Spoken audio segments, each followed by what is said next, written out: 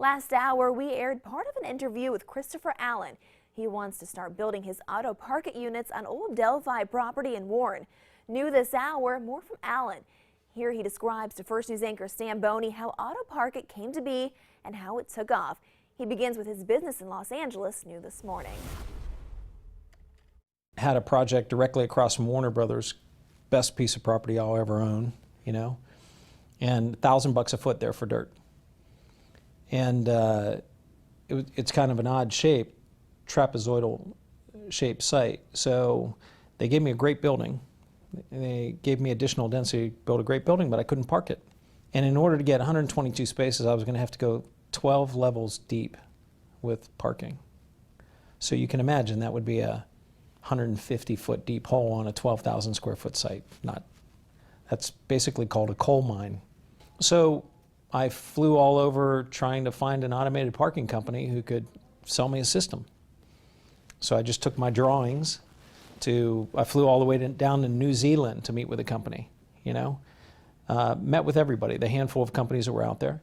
And nobody knew how to integrate it with my structural column grid, knew ingress and egress for fire life safety, knew shear values and how that was going to work, let alone the interface with your residential user versus your office user versus your retail user. And worse than that, no one could tell me how they were going to support it long term. Not being that smart a guy myself, I thought, well, hell, how hard can it be? I'll just do it myself. Well, of course, it's ridiculously hard. But you navigate that and you figure it out. And so we ended up, because of my political relationships there being a developer, we ended up working with the city of Los Angeles because Mayor Villaraigosa wanted to do an automated parking structure because of the environmental benefits, the planning benefits. You can park twice as many cars on half the amount of space, et cetera, et cetera.